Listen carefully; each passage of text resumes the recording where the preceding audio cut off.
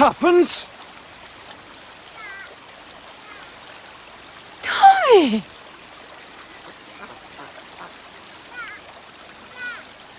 You! Of all people, you!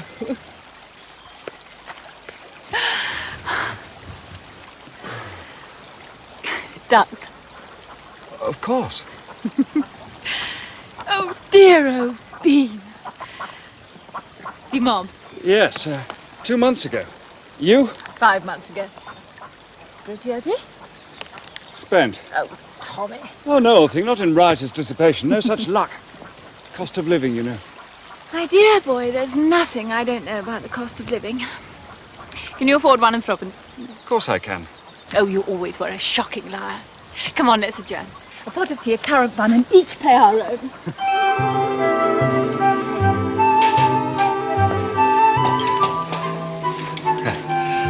Anyway, there I was, in that wretched hospital, coming out of the anaesthetic, and there you were. A wretched nurse. Oh, I thought you were an angel.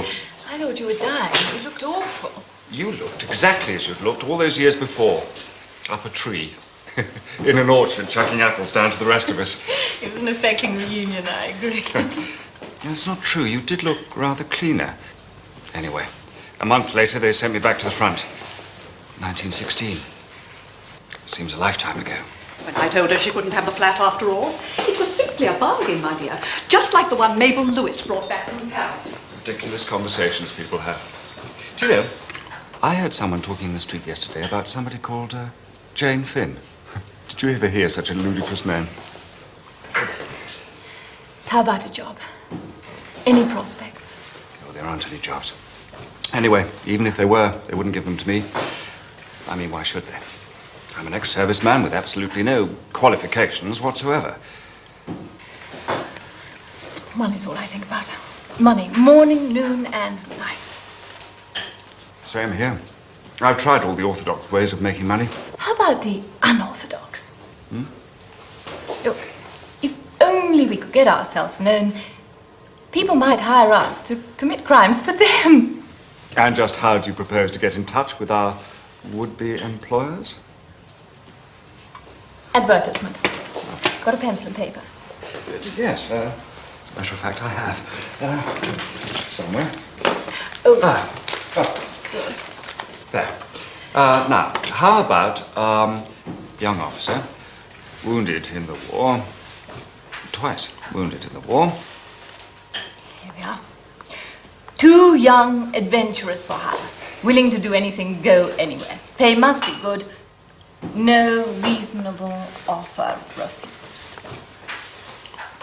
I should think any offer we get to that would be a pretty unreasonable one. Tommy, you're a genius.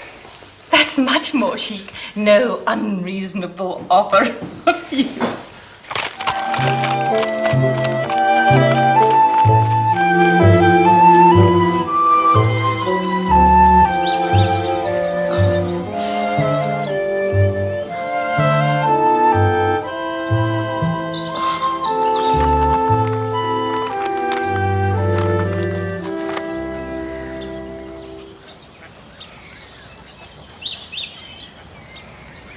May I speak to you for a moment?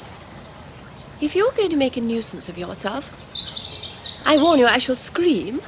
I mean no disrespect, but I happened to overhear part of the conversation you had with the young gentleman in the tea rooms. You did? I think I may be able to help you. Is that the reason you followed me here? It's the only reason, I assure you. Whittington's the name.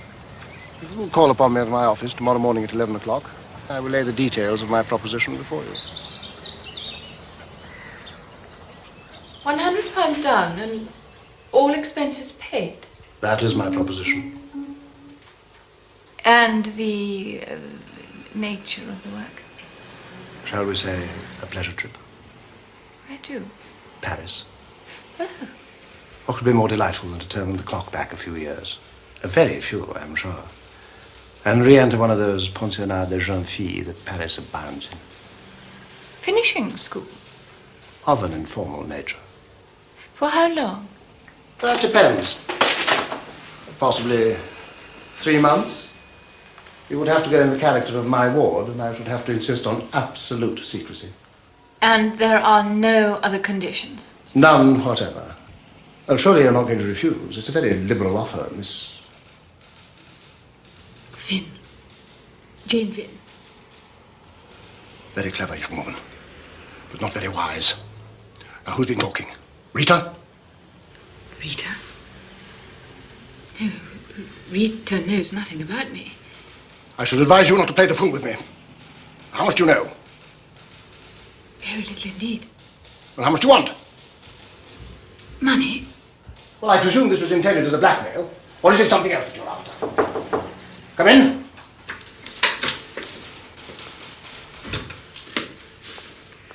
Message for you, sir.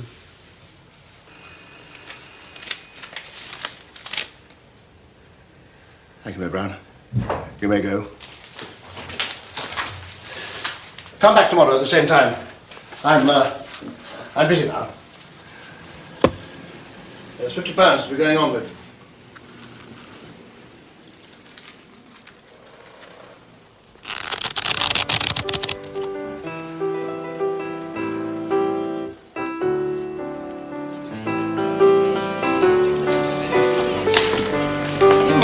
Real name because of poor father.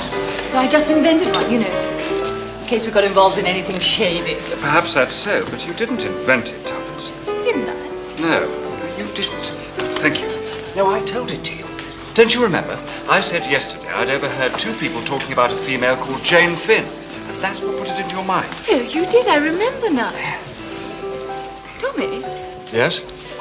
What were they like, the 2 men that passed you? Well, one was a big, dark, burly sort of chap. Quite handsome, I suppose. Do you know, I think that's him. How extraordinary, that's Whittington. And what was the other one like? Oh, well, I didn't really notice him particularly. It was really the outlandish name that caught my attention. And people say coincidences don't happen. Tuppence, what is this going to lead to? Who knows? Might get another £50. Yes, well, if you insist on celebrating our newfound wealth in places like this, you'll have to. Were you hungry or weren't you? Hungry. Well then. But seriously, Tuppence, this man, Whittington, he was, angry, you say? Very. Yes, and likely to be more so tomorrow. You can't bluff him forever, you know. You're sure to slip up. Sooner or later. Where's your spirit of adventure gone?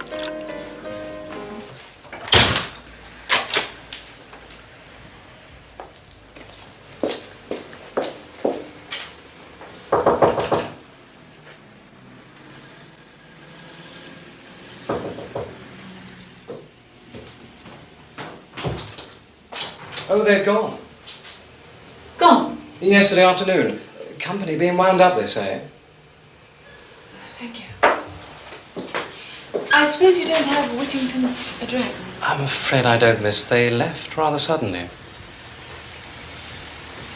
Yes, they did, didn't they?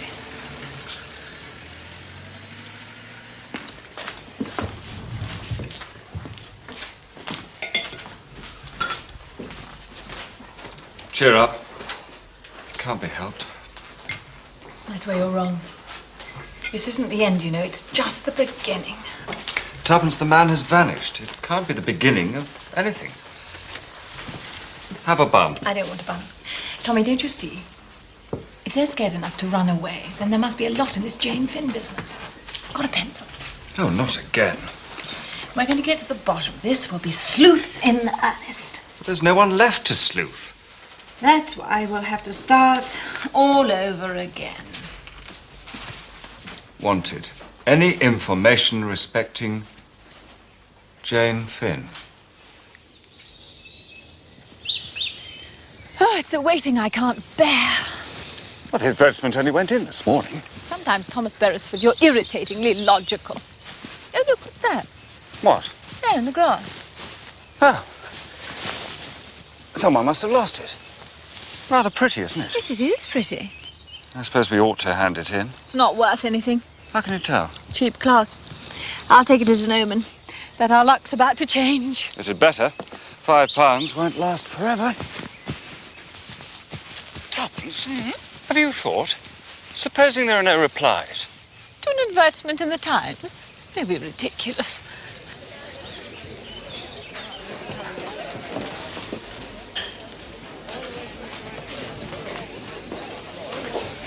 Sorry to disappoint you, old thing. Good money wasted. Tommy. Still, there it is. Only 2 replies. Oh, you devil. Ooh, thick paper, this one. Looks rich.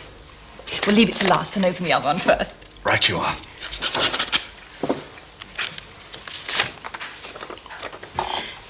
Dear Sir, referring to your advertisement in this morning's paper, I may be able to be of some use to you. Perhaps you could call and see me at the above address at 11 o'clock. Yours truly, A. Carter, 27 Carshalton Gardens. Plenty time to get there if we go by taxi. Plenty of time to get there if we go by tube. Oh, it's from the Ritz. Dear Sir, re your advertisement. I should be glad if you would call round somewhere about lunchtime. Yours truly, Julius P. Hersheimer. Oh, I like the sound of Mr. Hersheimer. Lunchtime frequently leads to free food. But first, Carshalton Gardens.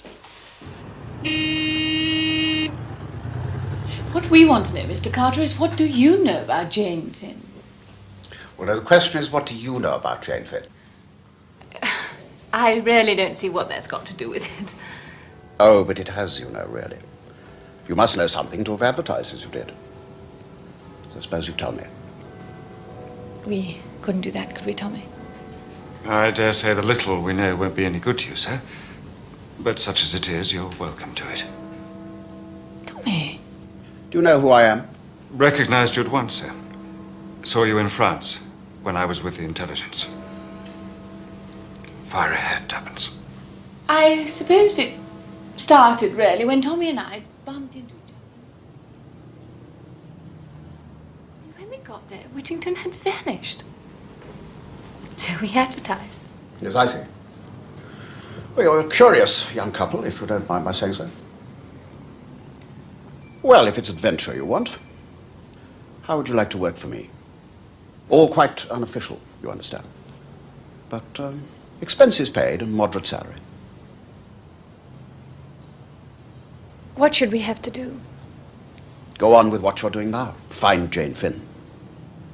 Yes, but who is Jane Finn? In the early days of 1915, a secret treaty was drawn up in America, at that time a neutral country. It was dispatched to England for certain signatures by a special messenger, a young fellow called Danvers. Danvers sailed for England on the Lusitania. He carried the precious papers in an oilskin packet which he wore next to his skin. It was on that particular voyage that the Lusitania was torpedoed and sunk.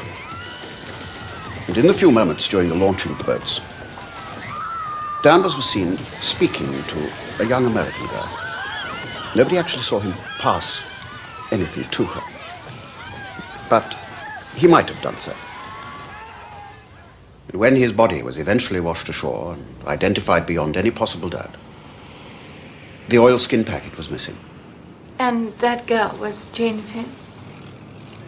We think he entrusted the papers to her, believing that she, as a woman, would have a greater chance of bringing them safely to shore.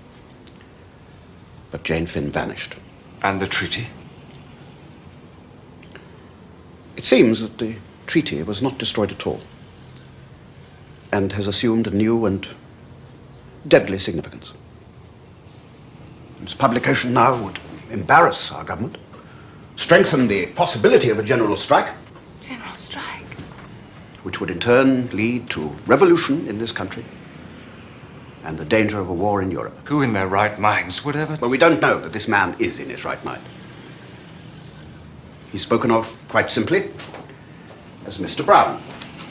And you think he has the treaty? We think he has knowledge of it. And if he got it, would certainly make use of it. And Jane Finn?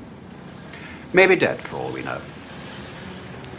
But I don't think so, because the curious thing is that they are now trying to get information about the girl from us. Whatever for? What does Mr. Brown want? Supreme power for himself of a kind unique in history. You know who it is, sir? There are no clues at all as to his real identity. Even his own followers are unaware of it. And he's one idiosyncrasy. He never plays the principal part. But whenever we've come across his track, he's there, somewhere in the background. Maybe as a clerk or waiter or cabman. Once it was even a clergyman. And always, the name is mentioned. Brown. In Whittington's office. The clerk, he was called Brown. Can you describe him? Just ordinary. You know, like everyone else. The invariable description of Mr. Brown. An unassuming sort of chap. But I must warn you both. You'll be pitting yourselves against a formidable organization. And the business side of it. Funds within reason, detailed information on any point, but no official recognition whatsoever. How much? Tuppence. Shall we say at the rate of 300 a year? Each. Each. Oh, Tommy, pinch me. I can't believe it's real. Yes. We're not dreaming. We've got a job. And what a job. Oh, the joint venture has really begun. Funny how it makes you hungry. Everything seems to make you hungry. Well, it must be nearly lunchtime. Julius P. Hersheimer. We didn't tell Mr. Carter about him. Well, there's nothing much to tell, not till we've seen him, but we'd better take a taxi. Now who's being extravagant?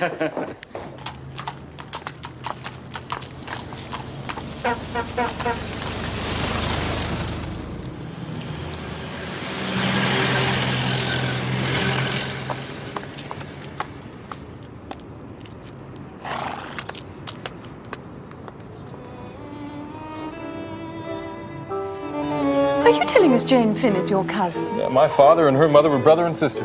Then you know where she is. I'm darned if I do, don't you? We advertise to receive information, Mr. Hersheimer, not to give it. I know, I can read. But I thought maybe it was a bit of her past history you were interested in. You might know where she is right now. Are you telling me the truth? Oh, we really don't know where she is. Well, I know why I'm trying to find her. Why are you trying to find her? Why are you trying to find her?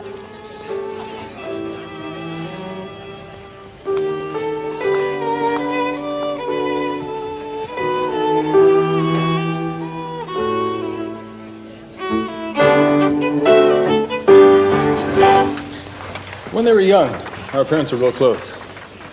They had a row, a big row. My Aunt Jane, that's Jane's mother, insisted on marrying the man she loved, except the man she loved was poor. In my experience, most men are. Do you mind? Oh, thanks. My father was hopping mad. Said if he ever struck oil, he was speaking metaphorically, understand, she wouldn't see a cent of it. Then he went and struck oil. Literally? Yeah, my daddy ended up the third richest man in America. Then last fall, he died. And I got the dollars. So now you're the third richest man in America? And I wanted to share my wealth with the only living relative I knew I had left in the world, Cousin Jane. But when I went to track her down, I discovered she just plumb vanished. That's why I'm trying to find her. Why are you? Well, you see, we're kind of private investigators Not kind of. We are. who have been hired to try to find your cousin, because it's thought that at the moment she disappeared, she had, quite unknowingly, got mixed up in some political show. She may be held somewhere against her will. Well, that makes some sense. Whenever I've tried to start a line of inquiry, I've been turned away. Scotland Yard, they were civil enough. Even sent a man around this morning to pick up her photograph. Quite an unassuming sort of chap. You don't happen to remember his name, do you? Yes, I do. No, I don't. Well, I've got it here, though. Just have a sec. There it is. Inspector Brown. You're sure? Quite sure? Well, I guess I must have been mistaken. Thank you. Goodbye. Well, you were quite right, Miss Tuppence. There is no Inspector Brown in Scotland Yard. I'm sorry. I don't understand. Why would anyone want to steal Cousin Jane's photograph? Was there anything special about it? Well, to me there was. As far as I know, it was the only photograph of her in existence. Now what do I do? We're going to have to tell him. It isn't fair. I agree. I'll tell him. You book us in. Won't the government find that a little excessive? The government? Hey, wait a minute. What are you two? He said funds within reason. Yes, I'm not sure that within reason covers the Ritz. We're keeping in touch with Jane Finn's only living relative.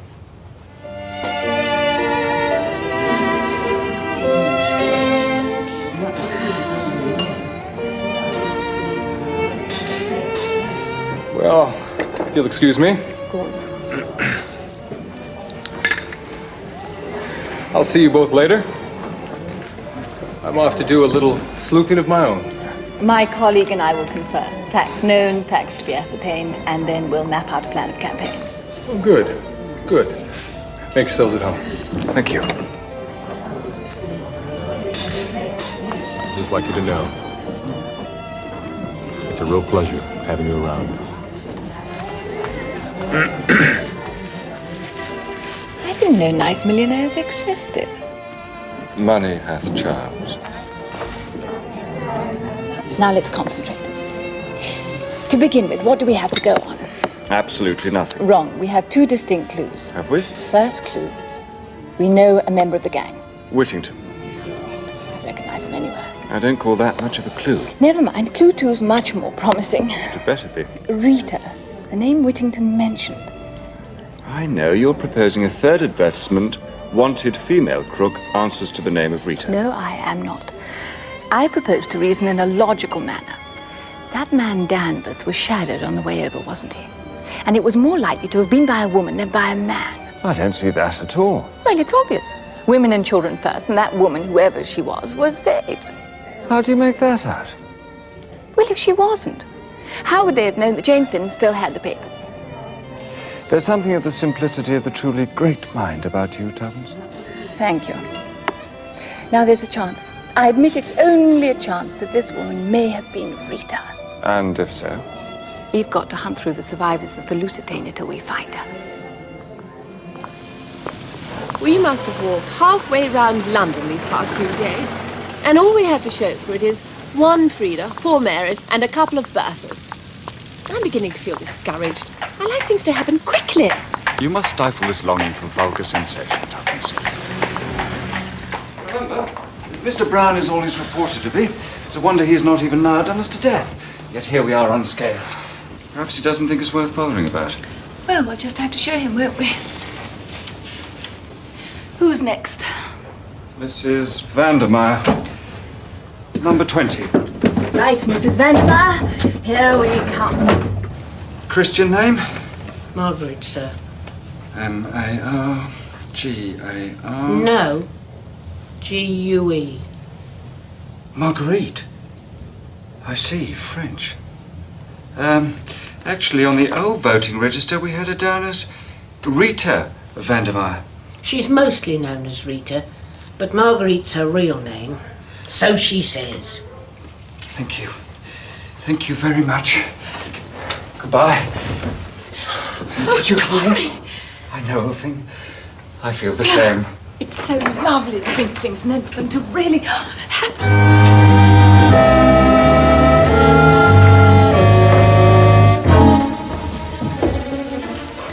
What the devil?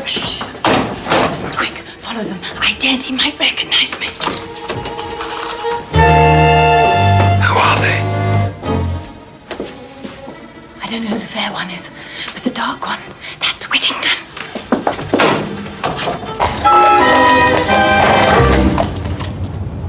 Waterloo, and hurry.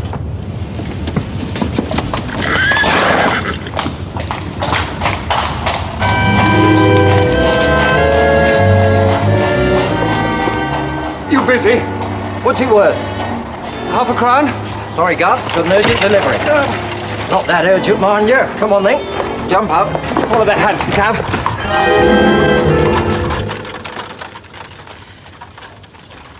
It ain't like that, Sonny. It ain't. Good guys, bad guys, good cops, bad cops. It ain't that easy. Who's in here, miss? If they've got dark hair and swarthy skins and don't shave proper, they're bad uns. Even the cops. Especially the cops, miss. You sound like a bright young lad, will you? Name's Albert, miss. Hey, what's happened to your voice? My voice? Which voice? I have so many voices. He was an American a minute ago. The next minute I'm French, and in another minute I'm Russian, so... Must get a bit confusing. It isn't the voices that are confusing, Herbert. Albert. With all those disguises, can you imagine what it's like going to bed a completely different person from the person who got up in the morning? Like a film star or something. I only wish I were. Know what this is? Secret Service. You shouldn't be telling me that. We know the people we can trust. And we never forget a friend. Know who I'm after? One of the flats? Number 20. Calls herself Vandermire. Crook, is she? Ready Rita, they call her. Annie always said she was a bad lot. Annie? House parlour maid. She's leaving. Regular turn up they had. Said as how Annie was reading her letters. Oh, she won't find it so easy to get another. Listen. How would it be if you were to say that you had a cousin or a friend of yours had? It might suit the place. You leave it to me, miss. I'll fix the whole thing up in 2 ticks. Oh, good lad. I'll see you tomorrow morning, 11 o'clock. Oh, in disguise. Au revoir.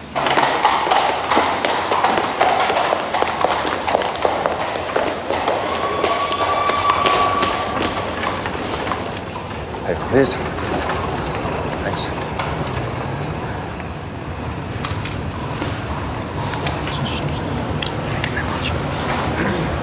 First class single to Bournemouth, please. Just the one, sir. Just the one.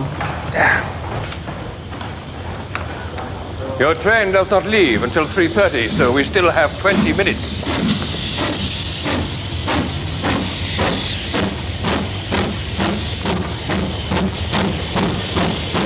Single Bournemouth, please. Third class. Thanks.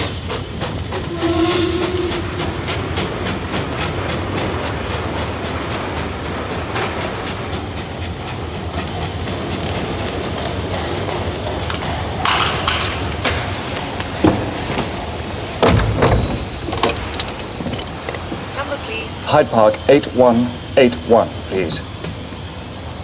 Be there, Julius, be there. Prince, can I help you? Julius P. Hersheimer, please.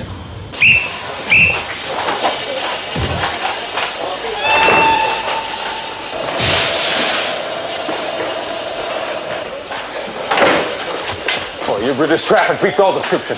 Right, which one's mine? Whittington, that tall dark chap. Get into the carriage now. Here's your ticket. I can only afford third class, I'm afraid. Oh, run, man, run!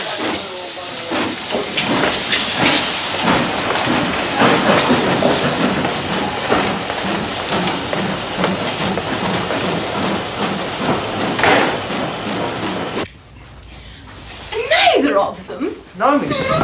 Mr. Beresford hasn't been seen since he left with you this morning. He might have wired or something. Oh, open that, will you, please?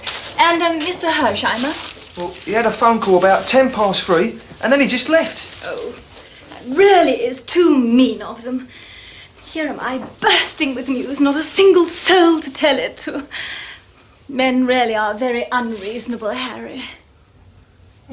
Name's Henry, miss.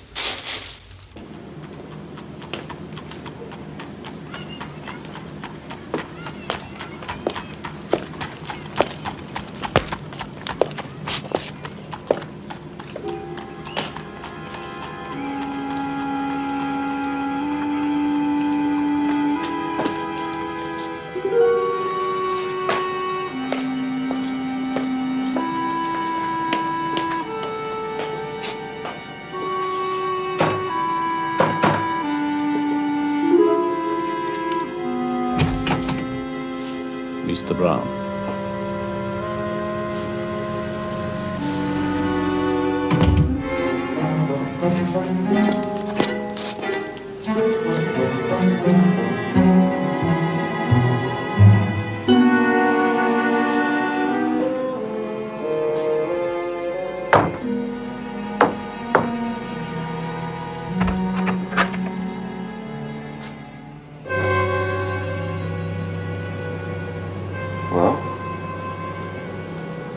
Mr. Brown? Second door on the left, upstairs.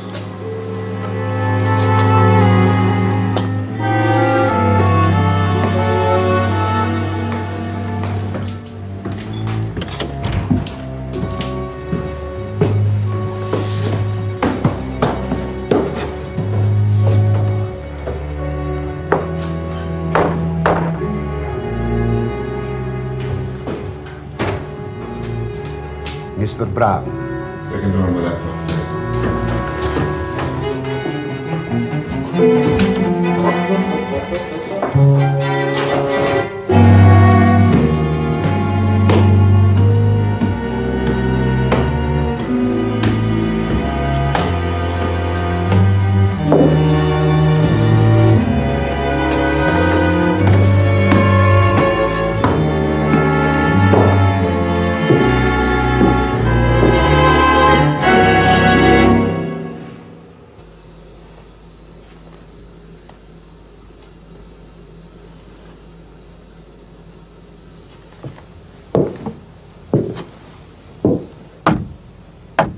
Enter. Your number, comrade. I am number 1. We are honored. Greatly honored. We thought it might be impossible for you to get here. One meeting was essential to define my policy. So, let us proceed. Damn.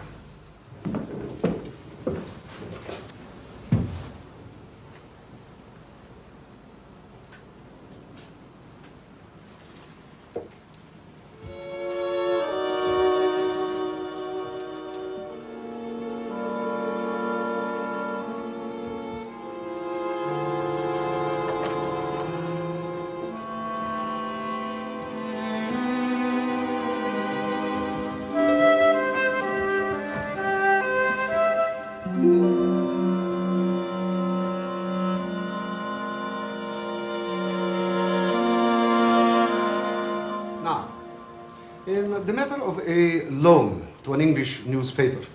You have arranged the details satisfactorily, Boris? I think so. That is good.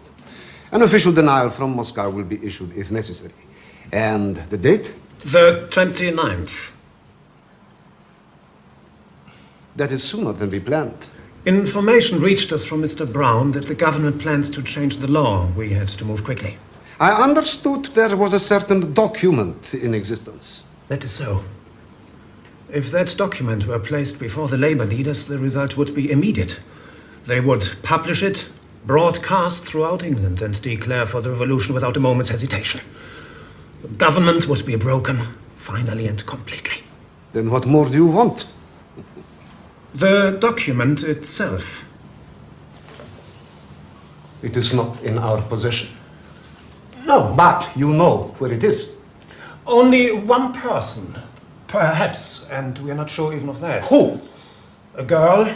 A girl? And you have not made her speak? Where is this girl? She is...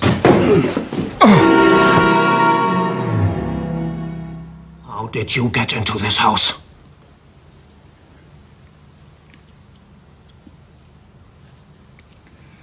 Better ask your watchdog. You let him in. He gave the password. How was I to know? You deny you were listening at the door. Frightfully bad manners, I know, but your conversation was so interesting it overcame my scruples. Unfortunately, it was not a conversation intended for your ears, which is why you will now be put to death. Just a moment.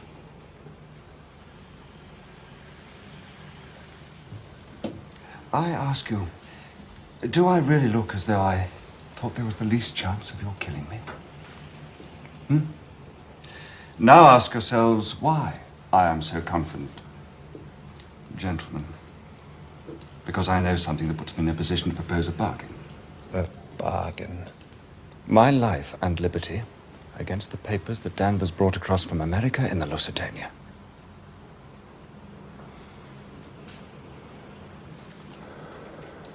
Danvers.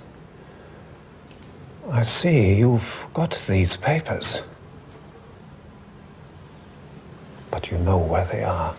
Well, I do believe I know where to find them. And may I also remind you, gentlemen, that your big day, the 29th, is less than a fortnight ahead.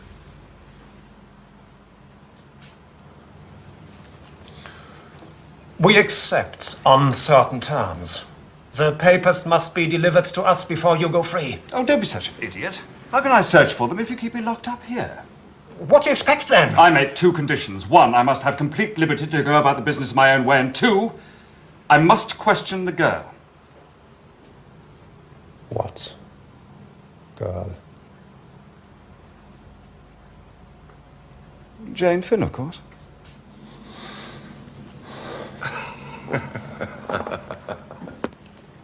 I wonder, my friend, if you know as much as you would have us think. See this door? We're right outside. Just remember that.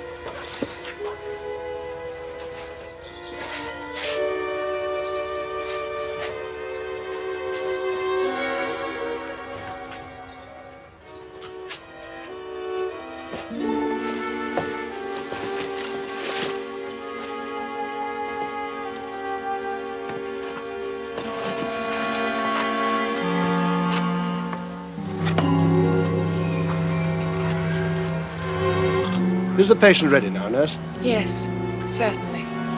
I'll get her.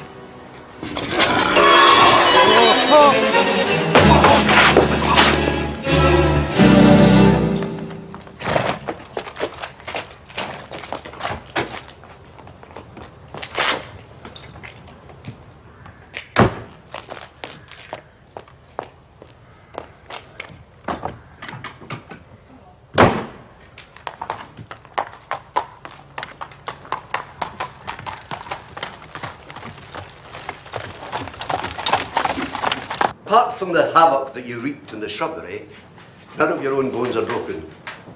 A slight sprain, but nothing serious, provided you put no weight on it. You mean I can't move? Precisely. But don't worry, you'll be up and about again in a couple of days. Well, I sure am sorry, Mr. Dr. Hall. This is my nursing home. Julius P. Hersheimer. Glad to meet you, Doc. Well, I guess you might be a little curious as to what I was doing up that drain pipe. Well, it had occurred to me that the explanation might be of diversionary interest. Well, you see, Doc, it was like this. I met this girl, this very special girl, you understand, on the boat coming over. Well, she took to me, too, I could tell. But her guardian didn't. Oh, no, he locked her in her cabin and gave me some guff about her being mentally disturbed and needing treatment. A fair diagnosis of anyone in love, wouldn't you say? Anyway, I knew they were coming to Bournemouth. So I decided to check out all the nursing homes in the area. I climbed up your drain pipe to have a look in, and believe it or not, I thought I saw someone I knew talking to one of your nurses. Mr. Whittington, I presume? That's the man. Mr. Whittington has a niece on staff here. He came to see her. Is he hanging around still? No, he went back to town almost immediately. Well, maybe I can get his address from his niece. Nurse Edith also left here tonight with a patient.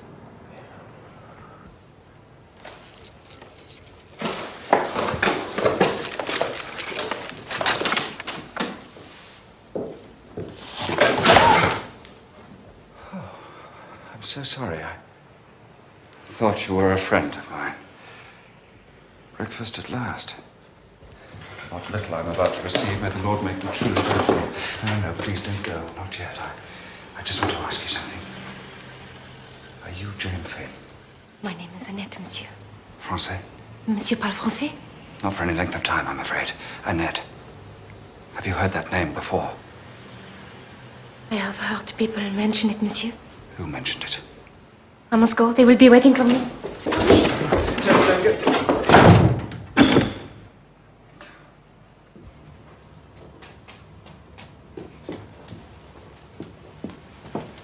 Now that's what I call a disguise. Blessed if I don't know you.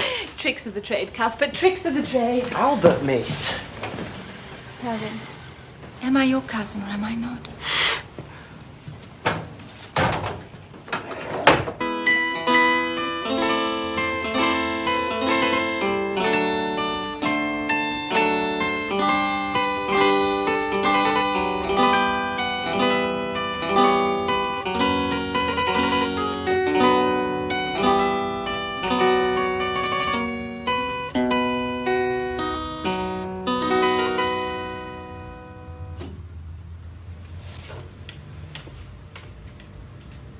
You may sit down.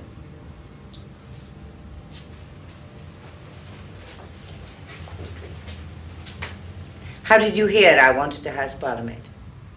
My cousin's the lift boy. He thought the place might suit me. You speak like an educated girl. I am an educated girl. But it's difficult these days even for an educated girl to get a job. Your name? Prudence Cooper, Mum. You could come at once, Prudence. Today, if you like. I've got my references. Good. You will find this an easy place. 2 afternoons off a week, Friday and Sunday. I shall be out to lunch today, Prudence. But tonight, I have a very special guest coming to dinner.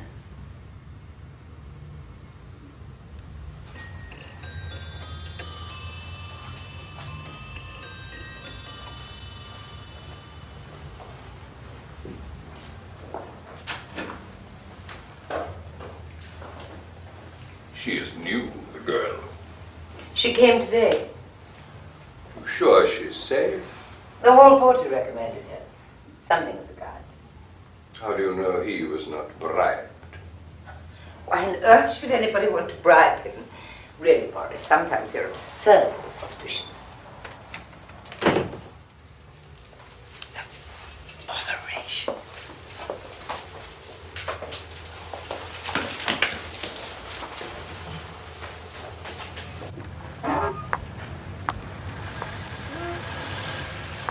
You exaggerate. I do not exaggerate.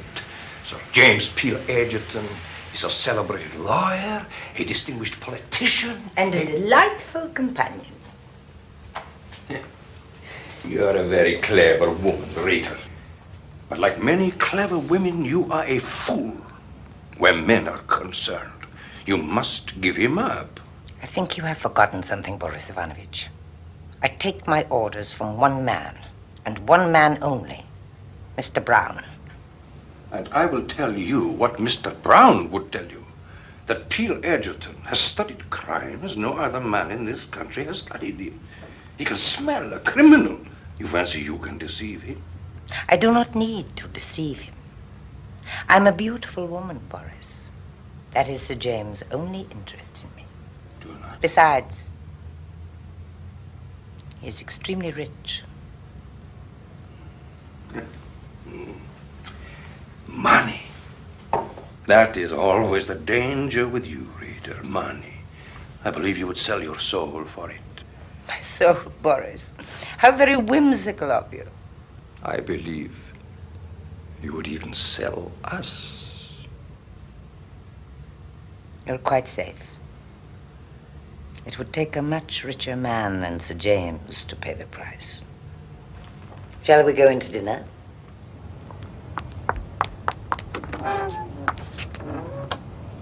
Well, I suppose there's a kind of beauty in the old familiar things. Annette. Annette, look at me. I want you to help me get out of this place. But would you help me? If you could. You have spied on them. They are quite right to keep you here. Wouldn't you do something to help another girl? About your own age? You mean Jane Finn? It is her you came here to look for, yes. Always I hear that name. Jane Finn.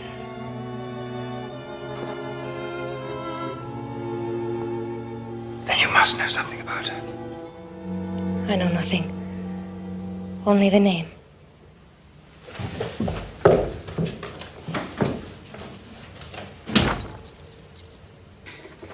Nothing. Not a word from either of them. No, miss. I found a little fella like you told me. Oh, Billy. Henry, but he says there's still nothing. It's nearly 2 whole days. I won't conceal it from you, Will, but I'm worried. And mind you do, these stairs were an absolute disgrace yesterday. What? Oh, yeah. Right, what happened again, miss? Promise you. Morning, Sir James. Good morning, Albert. You're new here, surely. Yes, sir. Not been doing this sort of work long, I imagine. Nurse, perhaps? Yes, sir. Good place here, would you think? I hope so, sir. But just remember, there are always other good places. And sometimes a change does no harm. But I've only just started. Just a hint, that's all. Tell your mistress I'm here, will you?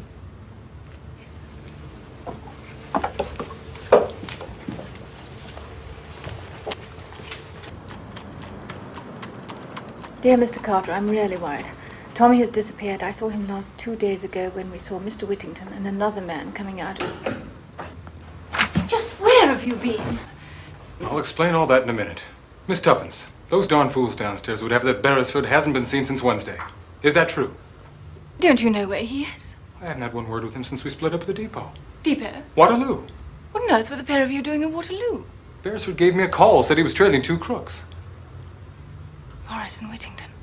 Yeah, the big one was mine, the one you bluffed. Beresford shoved a ticket into my hand and told me to get aboard the cars. He said he was going to sleuth the other one. You don't know anything at all about this? I know a little. Boris, whatever his name was, dined at Mrs. Vandermire's last night. Mrs. who? Rita Vandermire was on the Lusitania with your cousin, Jane Finn. And she tried to befriend her. And I'm working in her flat as a parlour maid. You mean you're a menial? I'm a special agent pretending to be a menial. Do you think this Boris is likely to come back to this flat again? Well, I don't know. He might. Well, we'll just have to be ready for him. Look, I'm going to buy a car, dress up as a chauffeur, and hang about outside. You don't think that might be a trifle conspicuous? Well, that's just a chance we'll have to take. Oh, Miss Tuppence, what kind of car would you like?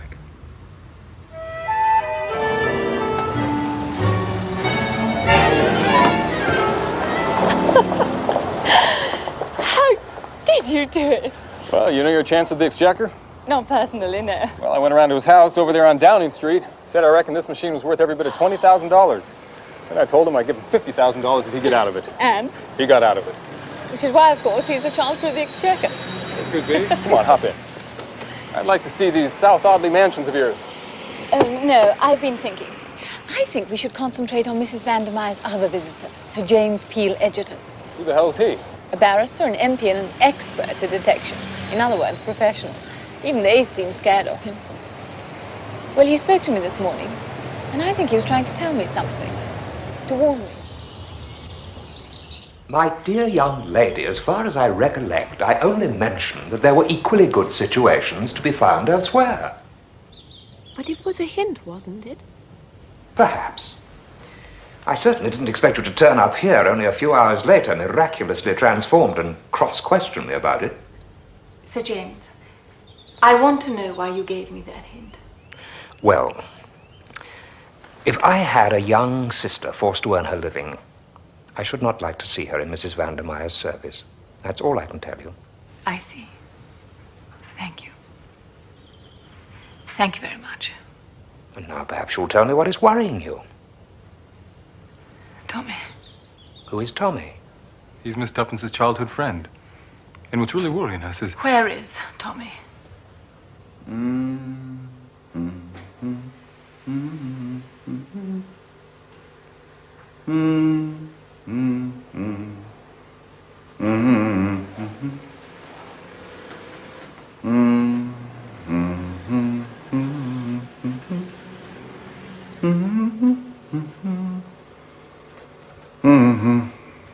You've done extremely well so far. But it's rather too bad of, what do you know him as? Carter, I think you said. Mr. Carter, to pitchfork you into an affair of this kind. We can only hope that your friend Tommy is still alive and that we can find him. But how? Through Mrs. Vandermire, the one person who in all probability knows where he is. She'd never tell us. I think I can promise you that she will tell me. And if she won't? We could try bribery. She likes money. Well, that's where I come in. I was wondering where you came in. Jane Finn is my cousin. Ah. And you can count on me, if needed, for $1 million. Mr. Hersheimer, that is a very large sum. Well, I don't think these are the kind of people you can offer sixpence to. Do you? He's not pulling your leg, Sir James. He is disgustingly rich. So why don't we get down to it? What's your idea, Sir James? Miss! Oh, thank goodness you've turned up. She's going. Who's going? The crook, Reddy Rita. She's packing up and she just sent down word for me to get her a taxi. You're a brick, Cuthbert. Come on. There's a telephone here, isn't there? The flat's mostly at their own, miss, but there's a box just round the corner. Right. Go to it at once. Phone the Ritz Hotel and ask for Mr. Hersheimer. Mr. who? Hersheimer. And when you speak to him, ask him to tell Sir James to come at once as Mrs. Vandermire is about to hook it. Hersheimer.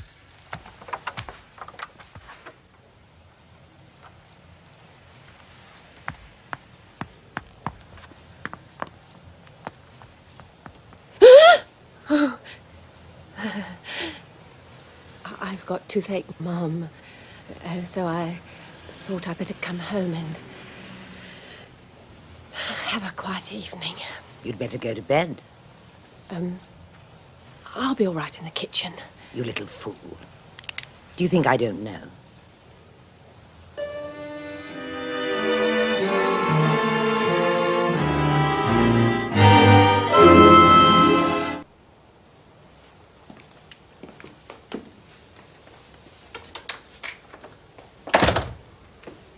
If you struggle or cry out, I'll shoot. Sit down. Put your hands above your head. And if you value your life, don't move them. You're clever. I'll say that for you. I had no suspicion at all. But I think we know where we stand now. Wouldn't you agree? What's that? Something to make you sleep. You're not going to poison me, are you? Perhaps. And then again, perhaps not. Then I shan't drink it. I'd much rather be shot. I refuse to be killed off quietly. Do you really think I want to hue and cry for murder out after me? It's a sleeping draught, that's all. It's poison. I know it's poison. No, please don't make me drink it. Stop snivelling. You'll wake up tomorrow morning none the worse. You swear it? I swear it. Very well.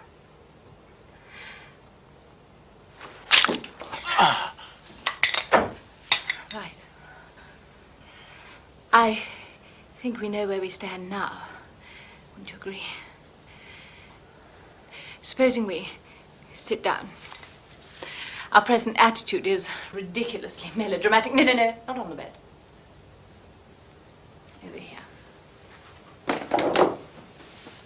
That's right. Splendid. Now let's talk. What about? Money. Money? Always useful, don't you think? Particularly when there's a lot of it. Do you think I'm the kind of woman to sell my friends? If the price was high enough. You couldn't buy me. I couldn't. But I know a friend that could. Shall we say £100,000? You can take it from me. It's a perfectly genuine proposition. What does he want to know, this friend of yours? Where to find Jane Finn. You do know. Oh, yes, I do know. What's that? What? Someone's listening. How could there be? You don't know him. Him? Who? Mr. Brown, you mean? Forget about Mr. Brown for a minute. And think about £100,000. He'll never let me get it. You don't know him. He's... Oh, Julius. Brandy, quickly. It's her heart, I think. No, not there.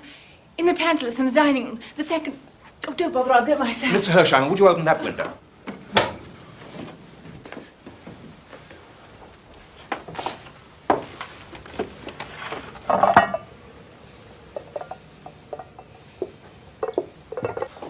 Here.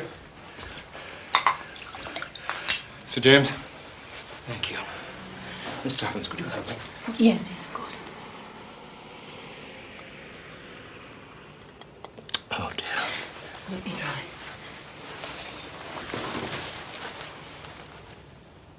Drink it. It's only brandy, I promise you.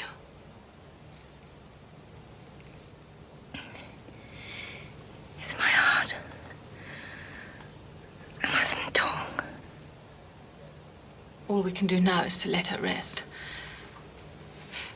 Can we get her onto the bed? Okay. What happened, Miss Tuppence? I just offered her £100,000 to tell me where Jane Finn was, when suddenly she seemed terrified. Thought she'd heard something, but it was just you two. It's not the most timely of entrances, I'm afraid, but we got the message from young Albert, who was convinced you were in danger. He's right, I was. But how did you get in? Luckily, the porter had a master key. We're not going to get anything out of her till morning. But I don't think we ought to leave the flat. She wouldn't clear out for £100,000. She might. She seemed very frightened of Mr. Brown. Miss Tuppence is right. You don't think he'd get after her between now and tomorrow morning? How would he even know? We have a very formidable adversary, Mr. Hersheimer. And we have an important witness. She must be safeguarded. Well, there's one thing I'd like to know. Who put her up to clearing out? Mr. Brown, I suppose. And in another moment, she would have told me who he was. A bit different from the Ritz, isn't it?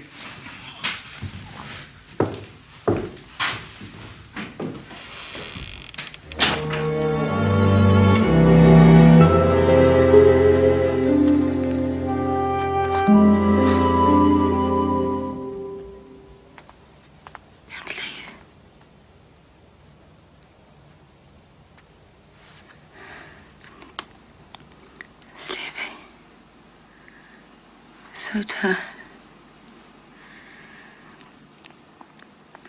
Mr. Brown.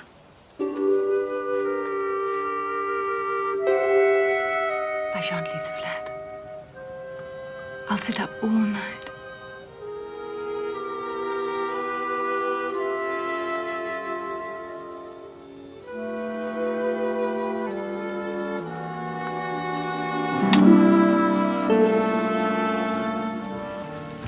Take the key out, please, Miss Tuppence.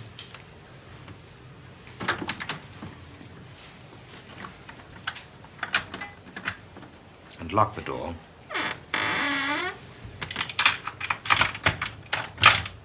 Do you have a pocket? Yes, Sir James. Put the key in it, then. There must be no chance of anyone entering that room.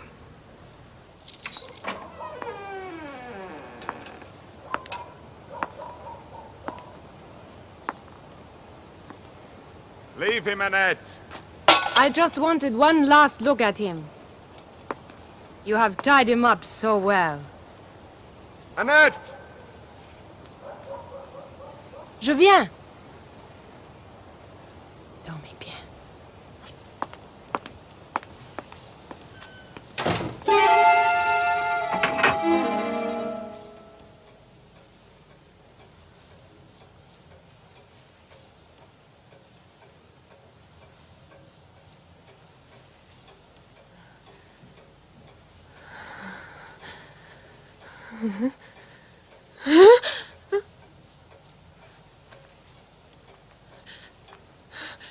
Miss Tuppence, are you all right?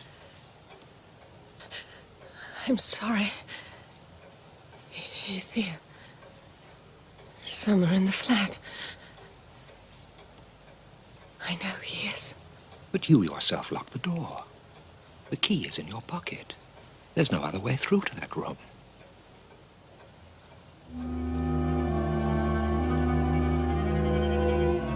Mr. Brown is here. I can feel him.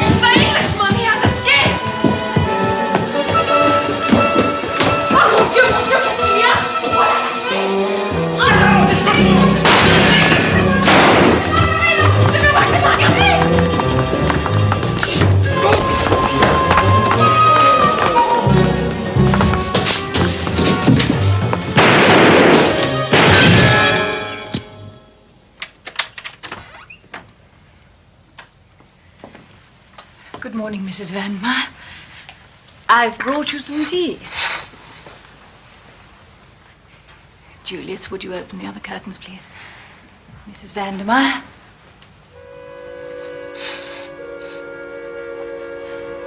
Mrs. Vandermire. She's dead. She must have been dead for some time. That's impossible. No one could have got in. She's on the point of betraying Mr. Brown and she dies. Is it only chance? But how? That is what we must find out. In the meantime, we must send for a doctor. But before we do, is there anything in this room that might be of value to us? There's that. She kept her jewels and things in it. Keys in the lock. She was on the point of leaving, remember? She'd been burning some papers of some kind or another. Unfortunately, she seems to have made a thorough job of it.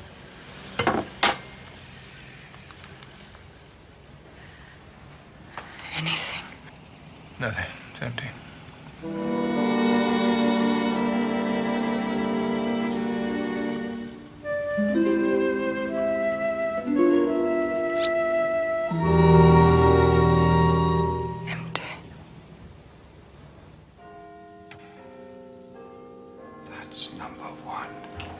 Yes, Comrade Kremenin. Who is he, sir? Well, by many, he's believed to have been the real author of the Russian Revolution. But he didn't arrive in this country till yesterday. He was at the meeting on Wednesday. I'd swear to it. Well, if he's part of Mr. Brown's organization, anything's possible. Perhaps he is, Mr. Brown. Unfortunately, one of the few facts of which we're certain is that Mr. Brown is no foreigner. A traitor? We've just fought a war. Which some people would prefer we hadn't won. Now, the 29th, you say? Yes, sir. That gives us just over a week. Well, we can deal with the general strike menace. But if that draft treaty turns up, we're done for. England will be plunged into anarchy. Dr. Hall, I wonder if you could tell me, are you acquainted with a Mrs. Vandermire? I know her slightly. I have reason to believe that Mrs. Vandermire once committed a young relative of hers to your charge. Janet Vandermire, her niece. When did she come to you? Oh, as far as I can remember, June or July of 1915. Was she a mental case? She was perfectly sane, if that's what you mean. I understood from Mrs. Vandermire that the girl had been with her on the Lusitania when that ill-fated ship was sunk. And she has been in a state of severe shock ever since. What kind of shock? Janet Vandermire is suffering from a complete loss of memory. What? She remembers nothing. Absolutely nothing. Well, maybe seeing someone from back home might... Oh, I'm sorry, Mr. Hersheimer. I thought you understood. Miss Vandermire is no longer in my care. When did she leave? The same evening that you fell off my drain pipe. A very urgent message arrived from her aunt, and the young lady and the nurse who was in charge of her left by the night train. I remember now. You said Nurse Edith left with a patient. My God, to have been so near. Right. As I thought, the birds have flown. They've stripped the house in Soho and gone. There's only one thing puzzles me. When the mood changed, when they tied me up, Conrad said something about a bit different from the Ritz. But how could they have known?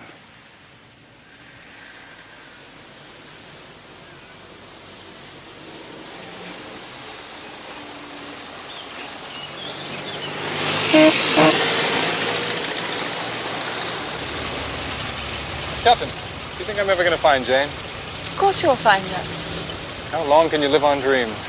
That's what I'm asking myself. I've half a mind to go back to the States right now. You can't. We've got to find Tommy. Oh, I clean forgot Tommy.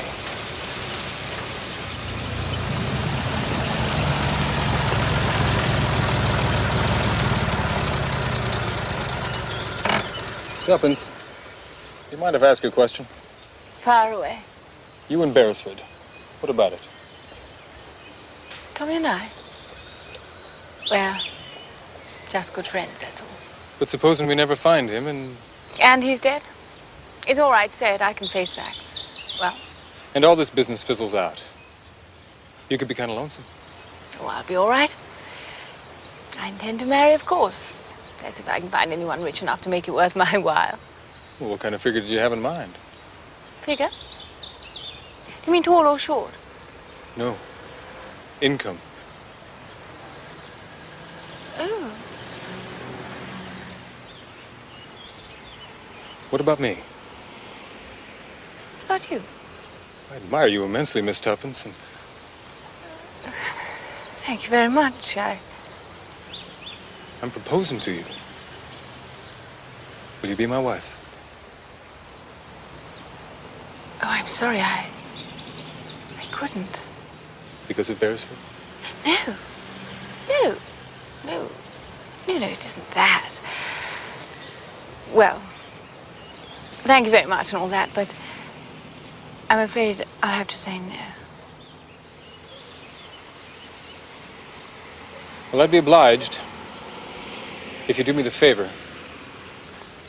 to think about it until tomorrow.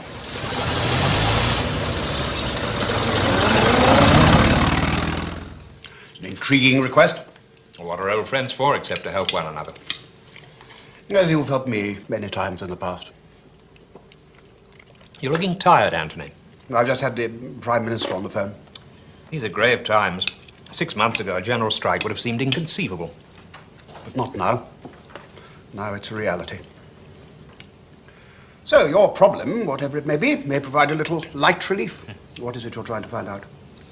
3 weeks ago, a man's body was found near the docks in New York.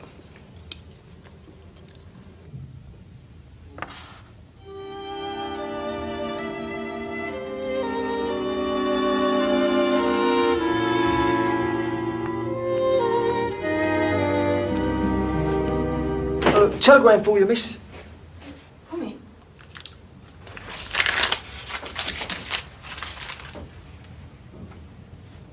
Tommy. Get me an ABC, Henry.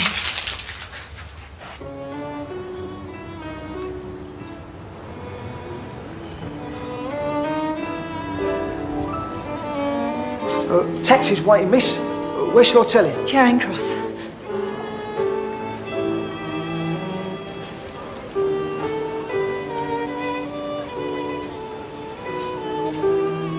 Excuse me. Is Miss Cowley in her room? Oh, I'm sorry, sir. Miss Cowley has just gone out. Beresford! My God, is it really you? Why on earth shouldn't it be? You've been given up for dead. Who thought I was dead? Miss Tuppence. She remembered the proverb about the good dying young, I suppose. Yes, well, there must be a certain amount of original sin in me to have survived. Anyway, I've missed her. She's gone out, it seems. Shopping, I suppose. At lunchtime? That doesn't sound like Tuppence. I'd sure like to know where the hell you've been all this time. Look here. Would you mind if we discussed it over lunch? I'm rather hungry. In fact, we can provide for 4 days. Not staying at a bottle of wine. Lost her memory? That's what the man said. Oh, now that explains why they looked at me so oddly when I spoke of questioning her. They didn't give you any sort of idea of where Jane was. Oh, I'm an ass, I know. I ought to have got it out of them. Somehow, when I came round, all I could think about was that Kremenin wasn't there. Who's Kremenin? Well, Mr. Carter says he's the man behind the Russian Revolution, but I think he's Mr. Brown's spokesman, not the mastermind himself. More his master's voice, if you know what I mean. Excuse me, sir. The young lady asked me to tell you that she's gone away. Gone away? Yes, sir. She asked for a taxi. Said Charing Cross. So I thought, having asked for an ABC... When did she ask for an ABC? Well, when I gave her the telegram, sir. Telegram?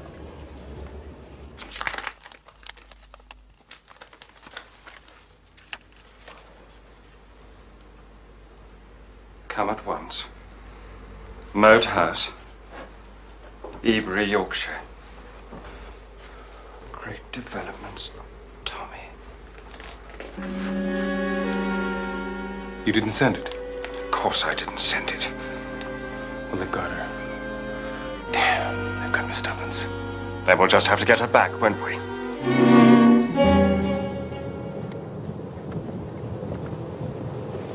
Beresford. I wasn't going to tell you this, but considering what's happened, I think I should. This morning, I asked Miss Tuppence to marry me. Oh? I'd like you to know that before I suggested anything of the kind, I made it quite clear that I in no way wanted to butt in between the two of you. Tuppence and I are pals. That's all. A girl always refuses you once, doesn't she? You know, the sort of convention. Refuses? Did you say refuses? Yeah, didn't I say that? Yeah, she just rapped out a no without any reason to it. Then she left me a note. I found it when I went upstairs to pack. What did she say in the note? Here, I've got it right here. See for yourself.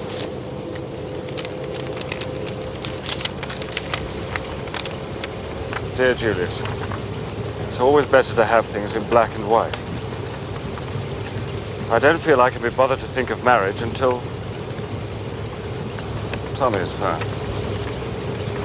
Let's leave it till then. Yours affectionately, Tuppence. I thought I'd let you know that I had my own reasons for wanting to find her. Thank you.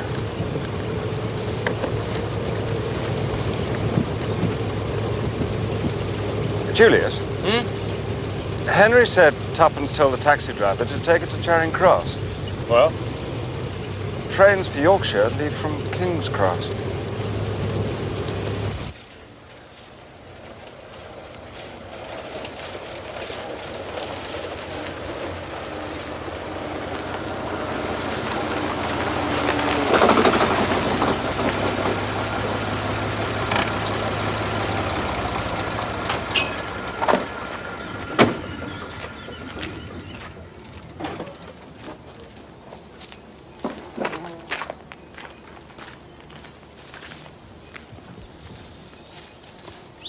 I don't think Miss Tuppence has ever been near this place. She must have been. This is the moat house. There may be a caretaker or something. Caretaker? You've got to be kidding. Look around you. Who's been taking care of this place?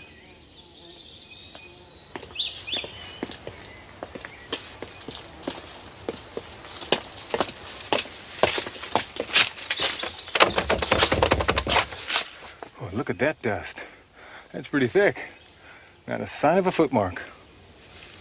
Let's have a look round.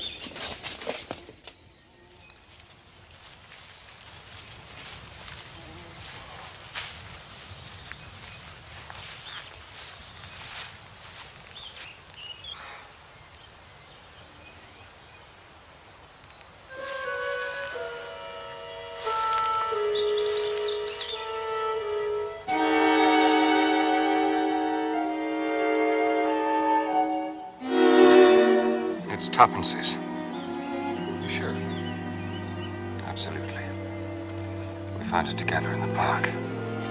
Well, that settles it. She came here anyway. Someone must have seen her. We'll raise hell around here till we find her.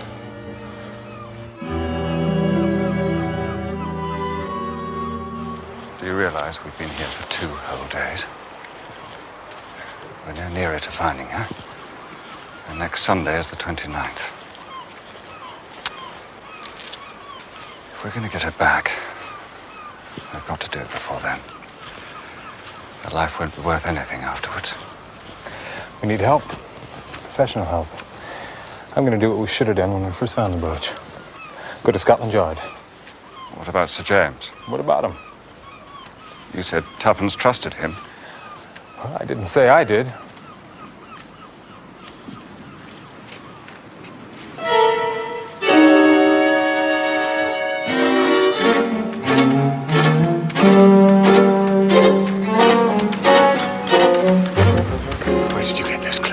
Where did you find them? Let me handle this, Beresford. You're frightening the child. It's okay, honey. We just want to know where you found the clothes. That's all. Over there, by the rocks. She brought them in. They were wet and sandy. We didn't think they belonged to anyone. Was there anything else? Sure. No one's going to be angry with you. There's something in this pocket. The oilskin packet. The treaty. Have you a knife, Tommy?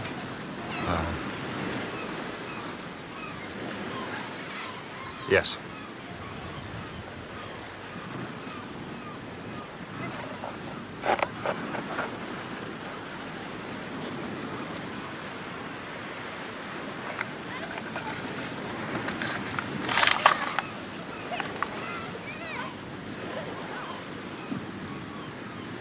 With the compliments of Mr. Brown. Dear Beresford, you and I have never met, but I have heard a great deal about you. I've just learned from my friend Carter the tragic news of Miss Cowley's death.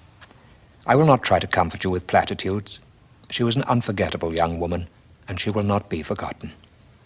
Time will heal, but possibly a change of scene might help it heal more quickly.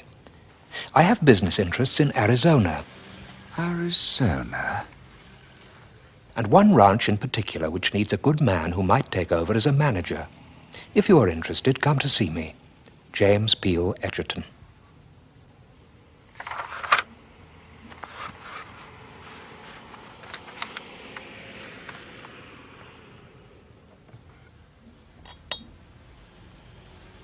Dear Sir James, thank you for your letter. I appreciate the thought that went behind it, but I'm afraid I must stay here until I have found...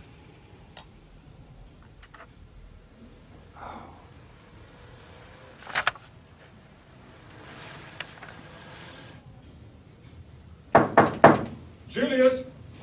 Julius! Julius, look here, old chap. I'm sorry Julius?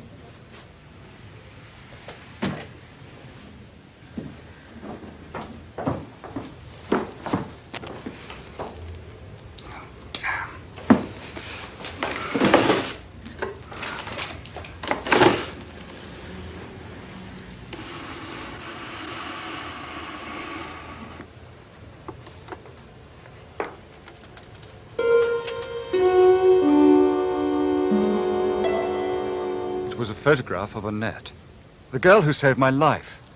Young man, take my advice. Let others fight this secret battle. It's bad enough that one young life should have been lost. It would be unforgivable if there were two. Accept my offer. Go to Arizona. Concentrate on your own future. Let those of us like Carter and myself, whose lives are more than half over, worry about the country's. Don't think I'm not grateful, sir. But I must find out what happened to Tuppence. If what they say about her is true, then that's something that has to be avenged. What about the telegram?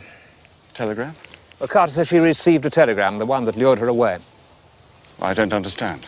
It's just possible that the telegram that you read was not the telegram that was sent. Perhaps that's why Henry said Tuppence told the taxi driver to take her to Charing Cross, when, logically, she should have said King's Cross. Come on, check something like that. Some men have more power outside the cabinet than within. It may take an hour or so. I brought him up the back stairs. I hope I did right, sir, but he was the one that brought the message from Miss Cowley, and she hasn't been back. And there's no one in that Rita's flat. And he's worried. Wheel him in, Henry. I want to... This will arrive for you, sir. Oh. Thanks.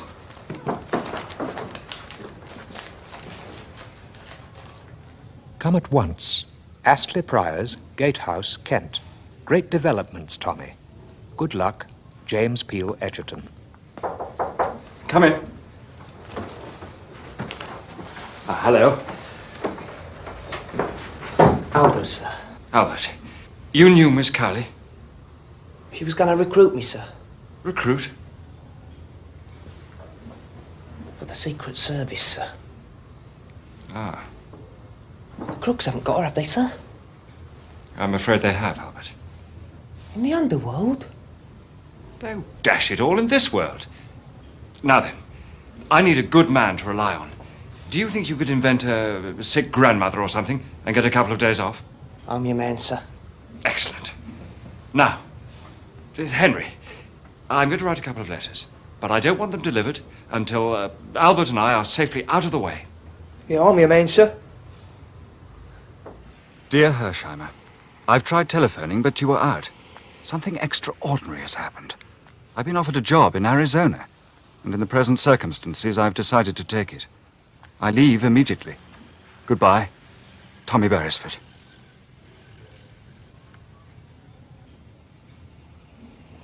Damn fool.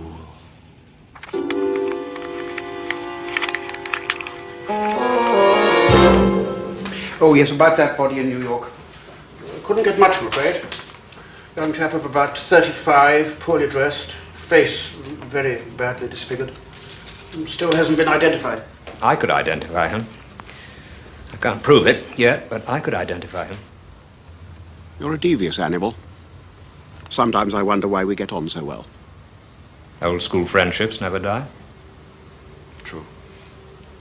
Yes, I've always felt that if anyone was to run the elusive Mr. Brown down, it would be you. And you, my friend, will be the first to know, I promise you. Goodbye. Goodbye.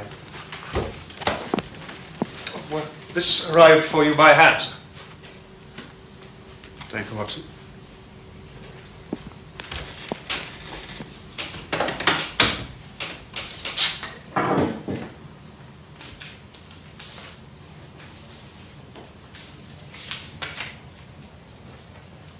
Dear Mr. Carter, something's turned up that's given me a jar.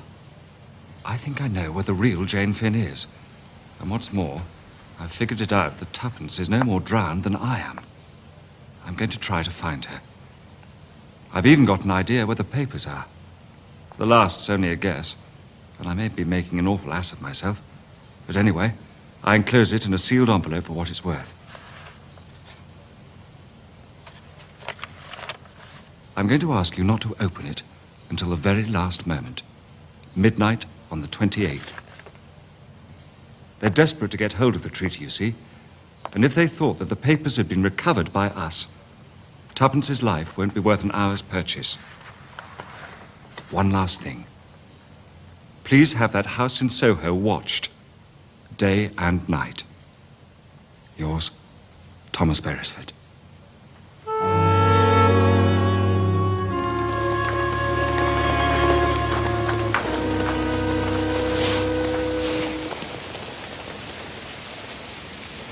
Looks very quiet, sir. Yes, too quiet. I shall have to draw the enemy's fire. You stay here. Just watch. Wish me luck. Good luck, sir. And when they told me just how beautiful, when they told me how beautiful you are, they'll never believe me, never.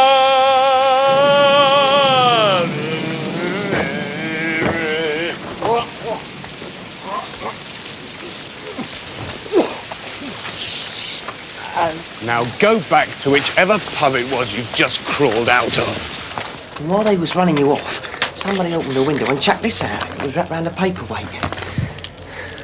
Tomorrow, same time. Albert, did you see who threw it? Well, I couldn't tell who it was, Gov. Anyway, something ought to happen because I replied. You did what? Well, I scribbled a message, wrapped it round a paperweight and chucked it back through the window. What does it say, this message of yours? That they, whoever it was, could find us here at the inn. Your zeal, Albert, could be the undoing of us.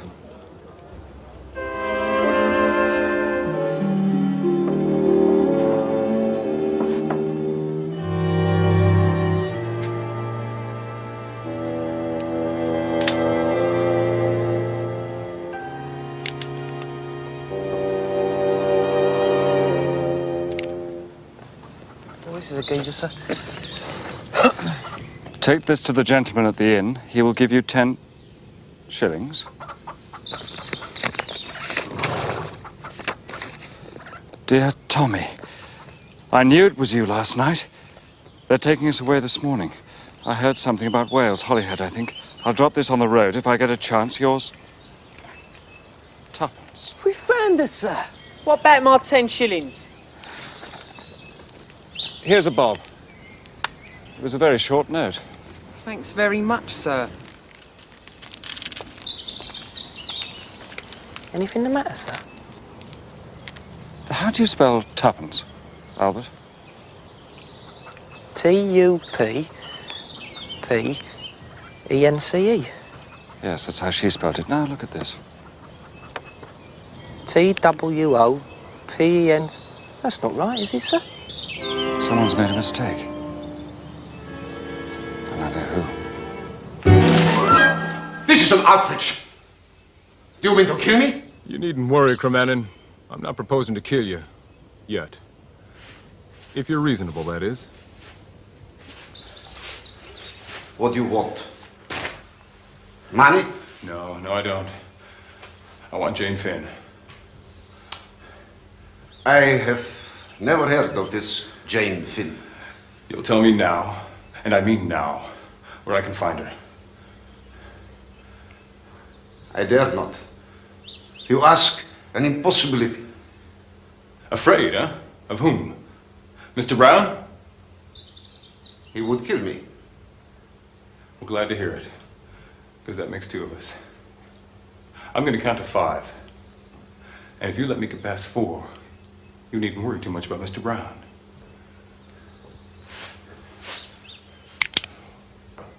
One, 2,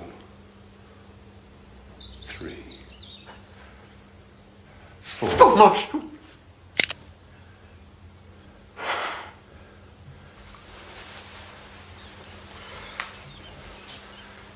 I will do as you wish.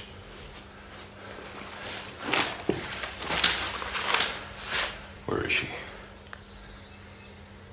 At the gatehouse in Kent.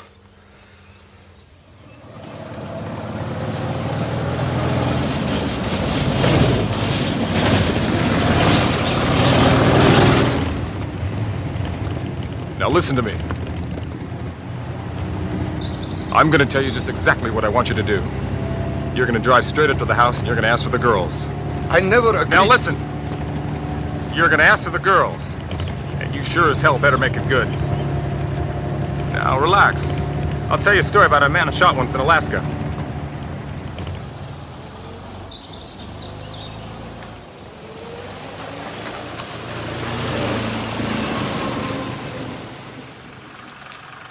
What are you doing here? Bring down the girls at once. There is no time to lose. Well, surely you know the plan. The plan has been changed. We have been betrayed. The girls at once, it is our only chance. You have orders from him? Should I be here otherwise? Hurry!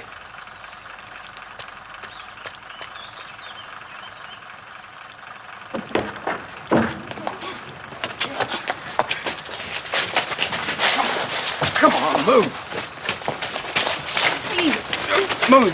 Don't hit him. Move with your toe. Hold it right there. Julius. Take it away, Miss Tuppence. Move over, Criminal. Hold it. I said hold it. Stop him, you fool. Let him get away.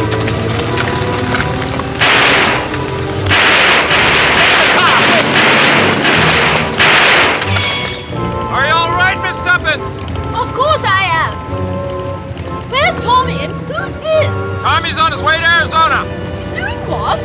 Tommy thought you turned up your toes.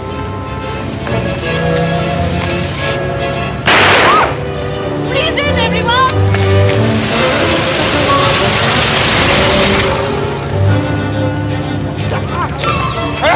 Let me present Monsieur Crummonet. I persuaded him to come in this trip for the sake of his health. They know I have betrayed them. My life won't be safe an hour in this country. My advice to you is to make tracks for Russia, and fast. Pull up, Miss Tuppence.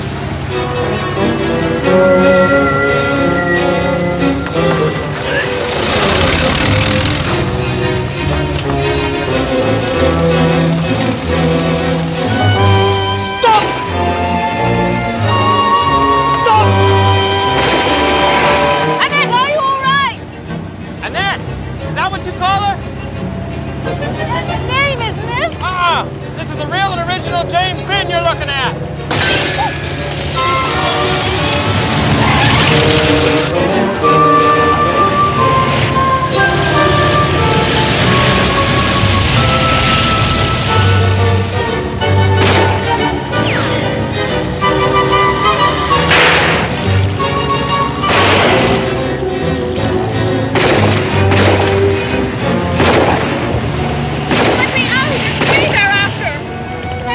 You'll be safe.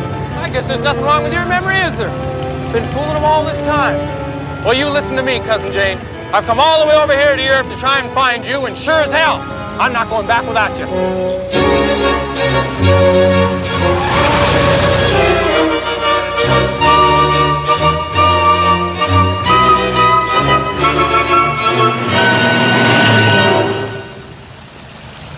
Is it left or right, Julius? Right. Sorry. Tommy! Hello. Where the hell have you come from, Beresford? I was in the bushes by the drive. Hung on behind. Couldn't let you know before at the pace you were going. Rotten shots, the lot of them. Now then, you girls, get out. Out? There's a station just up that road. You don't think you can fool them by leaving the car? You and I aren't going to leave. You're out of your mind. You can't let the girls go off alone. Take her with you and do just as I say. Take the train to London, go straight to Sir James P. Egerton. You'll be safe with him. You're crazy. Jane, steer you are!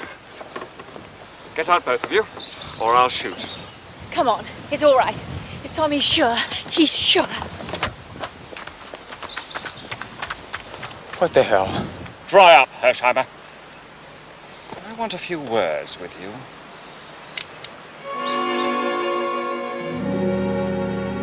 At first, I had no suspicions. But on the boat to Holyhead, I began to get frightened. This woman, Mrs. Vandermire, Rita. She tried to make friends with me, but there was something about her I just didn't trust. And she'd been near me on the Lusitania when Mr. Danvers gave me the papers. I ripped open the oilskin packet, took out the treaty. There were only 2 pages of it, and slipped it between the pages of a magazine.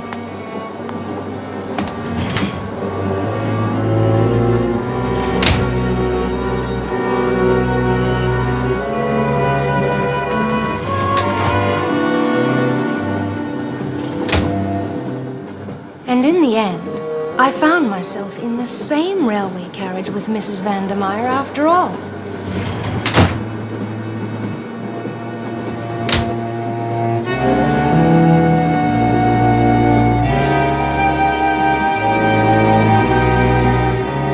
After a few moments, I began to feel uneasy. So I decided to leave the carriage. As I tried to get out, I felt a terrific blow on the back of my head.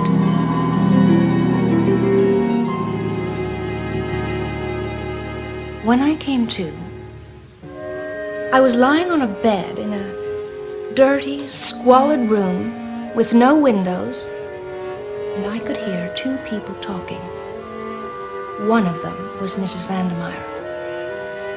They hadn't found the papers yet and were speaking of torturing me until they found out where they were. Suddenly, something put the thought of loss of memory into my head. I opened my eyes and started babbling in French. Mrs. Vandermire called to the man she'd been speaking to. Spoke to me in French. He asked my name. But I didn't know that I couldn't remember anything at all. Suddenly, he took hold of my wrist and began twisting it. I don't know how long I could have got on, but luckily I fainted. Mrs. Vandermire was sweet as honey to me. She told me I'd been in shock and was very ill, and then she left the room. I saw my coat lying on a chair. The magazine was still rolled up in the pocket. I got up as softly as I could. Very gently, I took hold of one of the pictures in the room. One of Marguerite with her casket of jewels. The back of the picture was quite loose.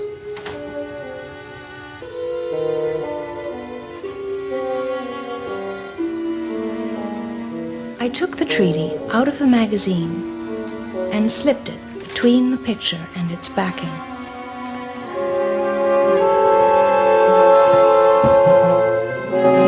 And the papers are still in the back of that picture. We must get there at once. Tonight? Tomorrow may be too late. Besides, by going tonight, we have the chance of capturing Mr. Brown. I'm sure it is his plan that we are to lead him. And he imagines the risk is not great, since he will enter in the guise of a friend. You know who Mr. Brown is, don't you? I've been certain for some time. Ever since the night of Mrs. Vandermire's mysterious death. There we were up against the logic of facts. Either she took the chloral herself, or else... Yes. It was administered in the brandy you gave her. Only 3 people touched that brandy.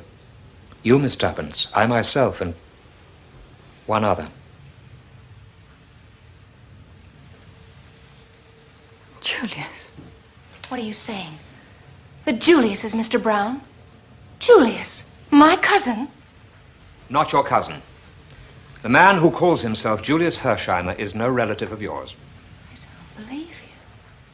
Oh, the real Julius set out to look for you, that much is true. But 3 weeks ago, his body was found in New York. Shabbily dressed, the face disfigured to prevent identification. Julius Hersheimer had ceased to exist. Mr. Brown took his place.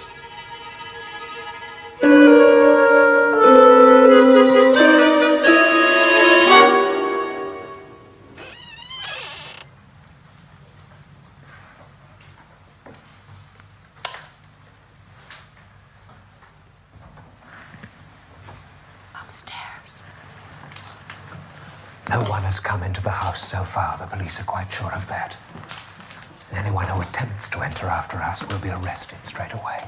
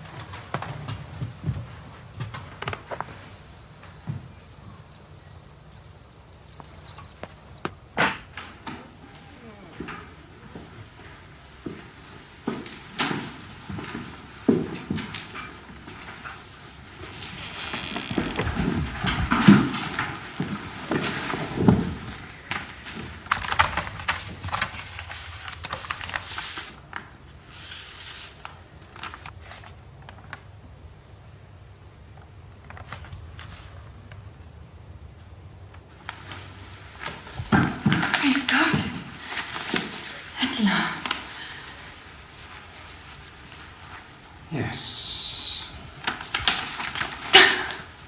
Oh, we succeeded.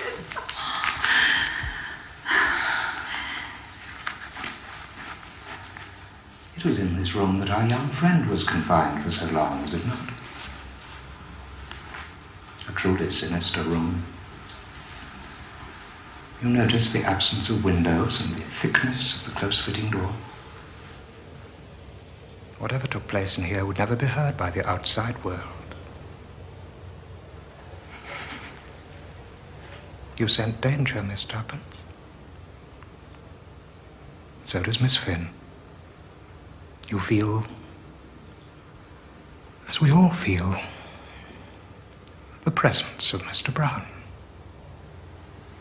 In this house? In this room.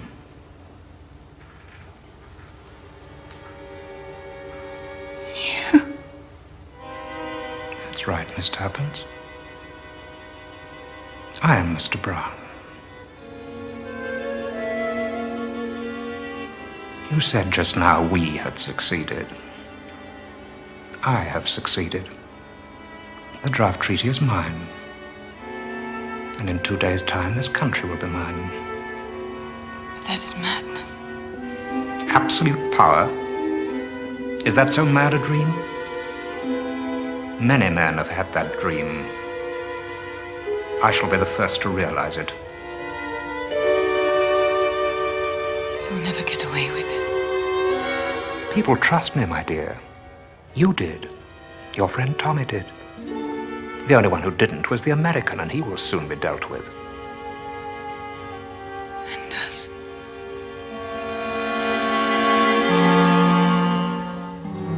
Neither of you will leave this room alive. Shall I tell you how it will be? Sooner or later, the police will break in, and they will find the 3 victims of Mr. Brown. 3, not 2, you understand. Fortunately, the 3rd will not be dead, only wounded, and will be able to describe the attack in a wealth of detail. The treaty, of course, is in the hands of the assassin, Mr. Brown. Once you outwitted me. You will not do it again.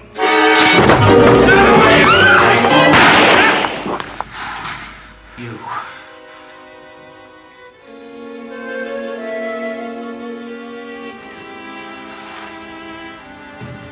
Ave Caesar, te morituri salutat.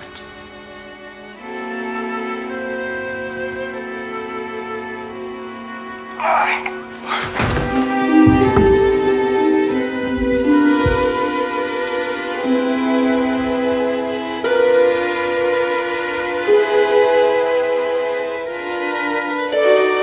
I enjoyed it very much. It was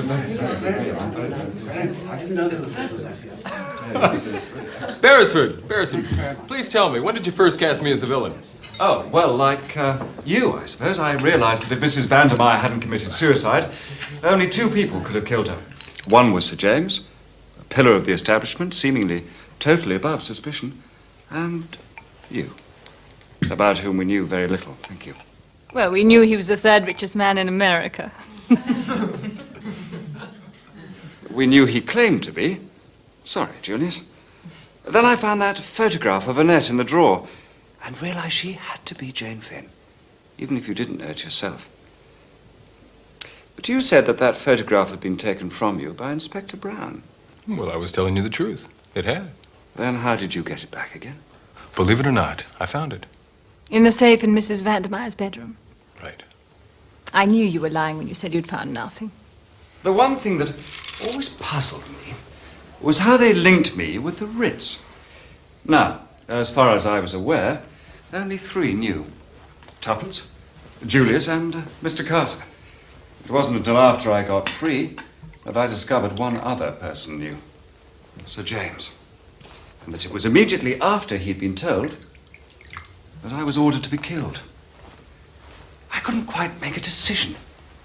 Sir James or Julius? Well, I had one big advantage over you.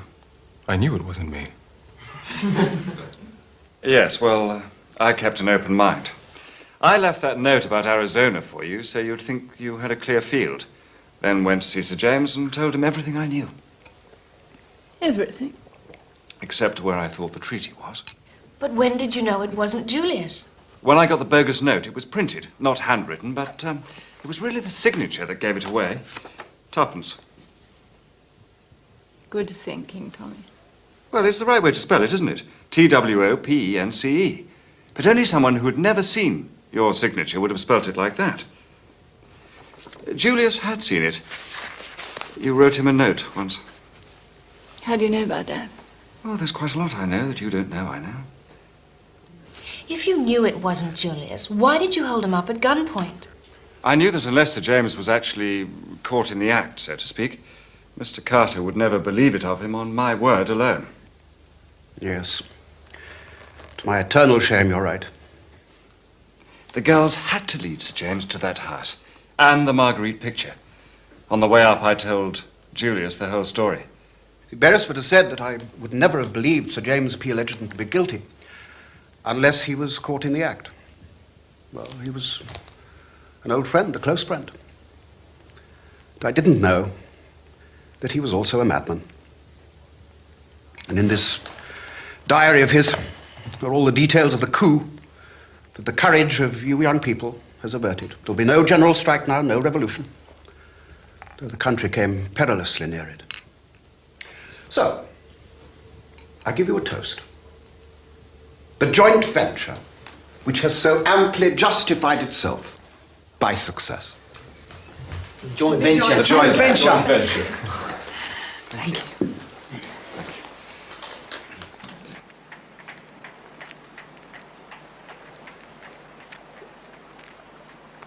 Rather fun, wasn't it? Rather.